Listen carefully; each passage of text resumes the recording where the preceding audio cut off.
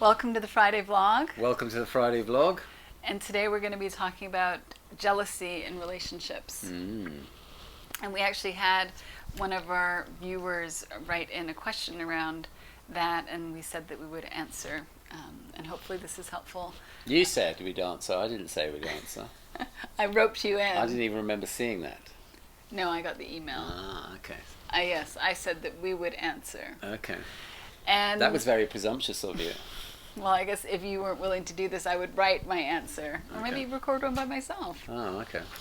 So the interesting thing about this is the person who asked the question actually understands that their experience of jealousy is coming from thought. But even though they understand that on an intellectual level, it isn't helping them on the emotional level. Right. I understand. It's so funny. Because I kind of understand where this is going. It's this sort of age-old dilemma around teaching this understanding, is that people get it intellectually. They kind of get it that they get it intellectually that they get it intellectually, and until someone is willing to consider that there is another vantage point, which is nothing to do with the intellect, and they observe it from that vantage point, everything looks entirely different and a whole lot easier. Yeah. And I would say that they know that, but they don't know how to get to that other vantage point. Right. And I guess you have to have an experience of that other vantage point to get it. And I think for those perhaps who haven't had that experience, it's really hard to grasp it on an experiential level. And that the pursuit of trying to find the answer through our intellect, because we are such creatures of habit around our intellect, makes it all the more impossible to get a hold of it, because we're kind of trying to get there intellectually and we just can't. So it can be such a frustrating thing to teach, because how do you teach that when really you can only point people in the right direction, and hopefully at some point they have an insight, and in that insight they get to swap vantage points. Yeah. But I do think that we can talk about how to be with ourselves when we haven't had an insight that can be helpful. Okay, go ahead. Did I flummox you there? No, I'm just curious about what you're going to say. So let's add a little bit of context to it. So, I mean, I can relate to this question. I think I probably felt jealous early on in our relationship. I was insecure. Yeah, you're definitely the jealous type. Yes, I had a lot of insecurity and would feel jealous. The difference was I didn't know it was thinking. I thought it was very real and justified. So it was me. So this other person is way ahead of where I was. So with jealousy, it's really a reflection of us getting caught up in our insecure thinking and not feeling good enough. And it looks like if the other person were to not be interacting with other people, then that we would feel more secure. And I want to be clear in this question, this is not about jealousy with somebody who's behaving in ways that are inappropriate or not acceptable within the relationship. That's not the case, but the person still feels jealous. And what I think is really important when we are having an emotional experience, when our intellect gets involved, it usually gets involved in a judgmental way. So it can come in as, I shouldn't be feeling jealous right now. What's wrong with me? Why am I feeling jealous? And then it just adds on so much more suffering to an already painful emotional experience. Mm-hmm. And so we are not in charge of our emotions. We don't consciously control our perceptions. We don't consciously control the reaction that our nervous system has to our perceptions. We don't control our feelings. We don't control our thoughts. There isn't really much that we do control about our experience. We just have it.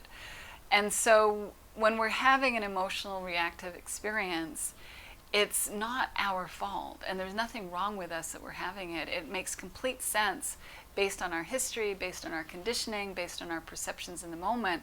So it's all part of a bigger unfolding that is part of healing. So jealousy isn't wrong, it's not bad, it is actually part of the healing of our nervous system, the healing of our emotional system. But what happens is when we're in it, and it can feel really uncomfortable, it can feel overwhelming. When it feels that way, sometimes you want to react to it and act out from that place, and that's when things can get problematic. But really what's needed is the capacity to be with the feelings as they're arising within us. And the jealousy is probably the top surface feeling. But if we are open to it, then we're going to start to feel the other feelings that are associated with it, such as the feelings of unworthiness, the feelings of insecurity, the feelings of not being good enough, and the real pain that is there as a result of identifying with all of those thoughts. Now again, we can't help it if we're identifying with those thoughts. We're not consciously trying to identify with them. And because of the nature of thought, we can't use thought as a way to get out of identifying with thought. So if I'm gripped by a jealous thought, or if I'm gripped by a thought of feeling unworthy, if I try to resist that thought, it's only going to magnify it and make it seem bigger. If I identify with that thought and think of all the ways that I am unworthy, well, yeah, that's going to magnify it as well and give it oxygen. But when it comes to thought, whether we resist it or go with it, we still magnify it and breathe life into it. So really, when we want to take care of ourselves, when we're caught up in painful thinking, we want to understand the nature of thought and how it works so that we can just simply be with the feelings. The intellect is not going to help us when we're in emotional suffering, so we don't need to do anything with our thinking. We simply need to be present to what the feelings are, and as soon as we get present to that and we can feel the pain that's there, that's really how healing emerges. And when we talk about insight, that shift in consciousness, shift in understanding comes through insight, it comes through new realizations. For me, those insights often, not always, but often can come when I've just been able to be with my emotional experience without trying to change it, allowing myself to feel whatever's there. And as my nervous system goes through that, as I settle down, often there's a realization that I have that I wouldn't have had prior to that. So that's what I meant. Did you even come up for air in any of that? Is that a criticism? No, I'm just teasing you. That was really beautiful. I also want to rewind a little bit because Yes. I feel like it sounded. You can always like, hit me if you want me to No, stop. it's fine because I'm sure it sounded like I may have.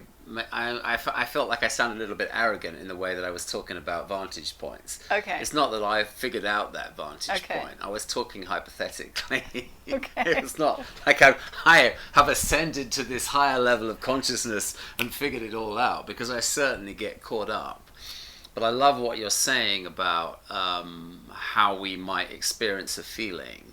Whereas in the past I would have experienced a feeling that may be negative. And I would have so jumped on that train of thought. And really jumping on that train of thought is me trying to sort of manage an uncomfortable feeling.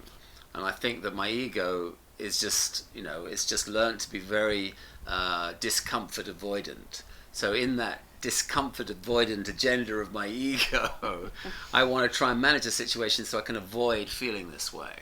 And that's where I get myself into the trouble. And that's generally where I would default to whatever coping mechanisms are out there. Usually that probably would result in me being quite reactive in that situation. So now I feel like it's more a case of me being more observational around my feelings. So the feelings are just sort of like a check engine light coming on. I get to see it, hopefully real time. And then there's an inclination for me to not want to have to do anything with it. It's just a feeling. I don't have to do anything with it. And there's a sort of perfect example, which I've used a couple of times this week, where I found myself on Monday evening, and you'll remember this. On Monday evening, I got to the end of the day, it's my turn to cook, I've got to clean up the kitchen to get prepared to cook. I had a really busy day and there was a lot on my plate. And I just wanted to get to a point in the evening where I could just let my hair down and feel like there's nothing more to do. So after everything was squared away, the kitchen's ready to cook, I've got the food on the go, I'm realizing, well, I can now finally let my hair down, and I poured myself what looked like a very refreshing glass of lemonade. And I was really looking forward to sitting down on the couch and drinking this refreshing glass of lemonade In fact, no, I was going to actually do it before I got to the couch, because I picked it up and went to take a sip, and the glass, and it was a large glass, fell out of my hand onto the kitchen floor, smashed into like 1,000 pieces. Like, it was an ungodly amount of like shards of glass all over the floor. We've got the dog to worry about. We now have a new cat to worry about. Obviously, I've got to make sure I pick up every tiny little speck of glass. And it was almost like it happened in slow motion, because I could just feel the weight of that emotion just sort of start to sort of like, it was almost like a tank started to feel. And I could almost suggest to myself, wow, you could really drown in that sort of like emotional fluid that's now rising in your state of mind.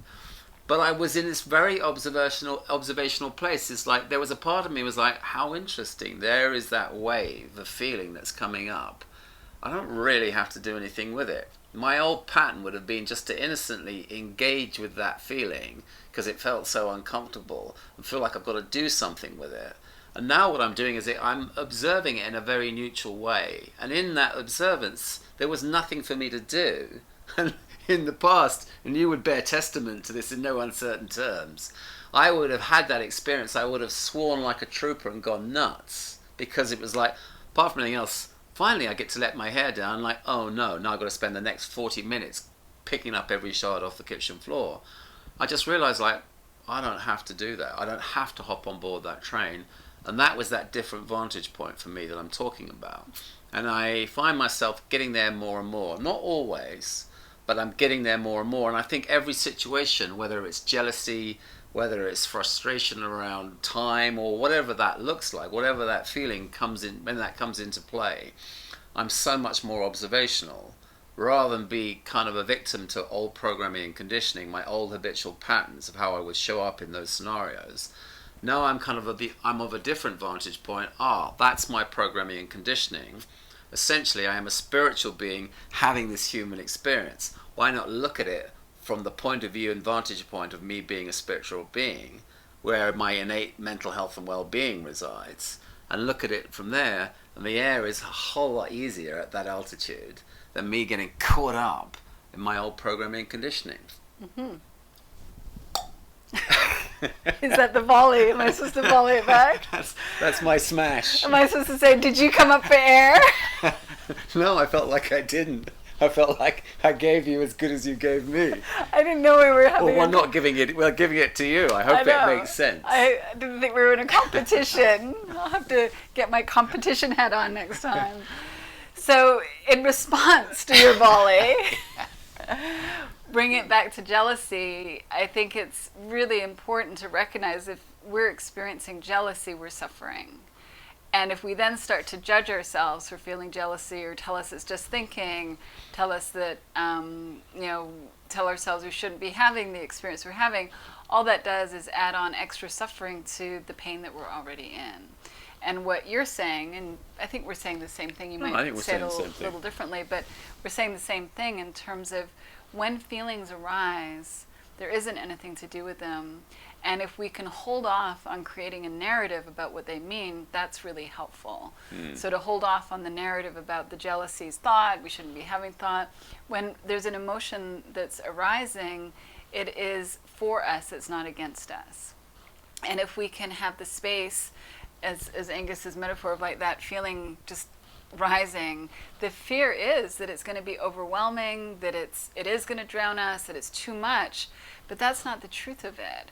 And the challenge is that most of us didn't have someone when we were young be there with us when we were with really scary big feelings, and we didn't know that we were going to be okay, and we didn't have someone there to tell us that it's okay to feel all of your feelings, that I'm here with you and I love you and you're safe.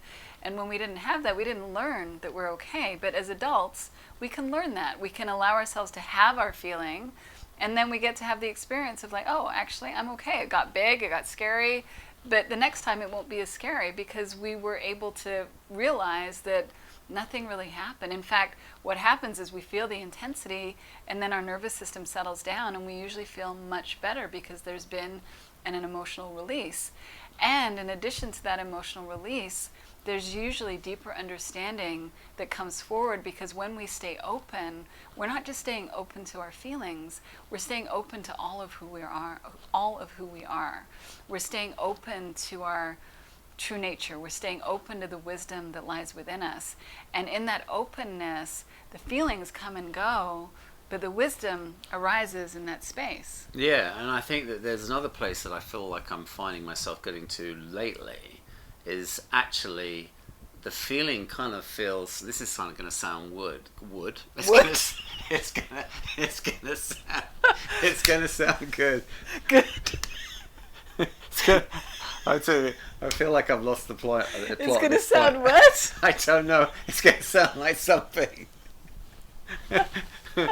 But what I'm realizing now is the feeling, although it might feel scary, when I allow myself to experience it in a more observational way, there's something that feels good about doing that. So there's also this sort of programming and conditioning around something that feels uncomfortable feeling-wise, that makes me feel like I need to do something with it. When I actually surrender to the feeling, and what allows me to surrender to the feeling is like, this is my biology doing what it's meant to do. That feeling is actually trying to restore homeostasis. If I fully trust that, it's like, oh, my body's doing what it's supposed to do. I don't have to do anything with this feeling. I don't have to avoid the discomfort that I'm now imagining will come through with that feeling. In a way, that's what I have done in the past. It's like, I don't like the discomfort. I feel like I need to avoid it. I need to do something to avoid it. And then generally all hell breaks loose. And it just sort of grows exponentially from there. The more that I continue to look in that direction, the more the feeling gets amplified. So all I have to do is kind of leave it alone and observe it. That's the body doing what it's supposed to do. Sure, it might be an experience that maybe is uncomfortable. You know, maybe our partner is flirting with someone else. That's not particularly nice. But if I feel like I've really got to do something with that feeling that's coming up now, generally everything will go south from here. When I observe it, it's kind of like, yes, you know what? This is my body doing what it's meant to do. My biology doing what it's meant to do, and it feels easier. It feels like there's nothing for me to really do other than to wait for homeostasis to be restored, and that's just been really helpful for me. Yeah. And that's what happened on Monday with me dropping the glass. I was kind of waiting for homeostasis to be restored, and for the fluid that is my reactivity just to settle, because it will. Yeah. And as it settles, we know what to do. We all have our own common sense that's going to be there, and we're able to listen to that when we're more clear in that way. And the other thing I wanted to say about these kinds of feelings in relationship is we talk a lot about how we all have the capacity to stabilize internally, that we can stay open to our feelings. But in relationship, when we are able to talk about these experiences openly and vulnerably, sometimes we can have the support of our partner. Now, it doesn't mean that we can. It's going to depend on our partner's state of mind, what mood they're in. But I know that when I've been able to share things with you vulnerably and openly and let you know about the suffering that I'm having, you have been very willing and supportive to be kind when I'm going through that. But if I come at you angrily and aggressively, then that's usually not the response that I get. But when I'm able to be in that very open space, there's a vulnerability that comes with that, but often our partner is able to be with us and support us in that, potentially. So I'm just putting that on the table. I'm not saying it's a guarantee, but I've experienced that there's a lot more available than I realized. Yeah, no, absolutely. And yet in another way that our biology supports us in this whole experience is that, yeah, we might get a shot of flight or flight hormone and feel reactive. But our biology is also secreting oxytocin, which is a hormone that's actually called the cuddle hormone. The cuddle hormone. That's encouraging our systems to settle down. Not only encouraging our systems to settle down, but actually encouraging us to reach out for help and support. So we're going to get that help and support. We're much more likely to get that help and support if we're willing to be vulnerable and open. Yeah. So it's kind of like, yeah, these are all indicators just on a biological level alone, that again, this system that we possess, our biological technology, is set up for balance and harmony every step of the way. Yeah. So we're talking about the experience of jealousy. We could really probably plug in any reactive emotion that feels uncomfortable, but we're using the example that came through in the question. So in terms of being with that experience, can you be with that experience and have it be okay? There's nothing wrong with you if you feel jealous. You don't need to tell yourself that it's just your thinking. Just allow yourself to have the validity of your experience in that moment. And can you be kind and gentle and loving with yourself as you're feeling whatever you're feeling, and that there may be waves of emotion that come through that start off as jealousy that might move through other feelings. Can you just stay open to it all?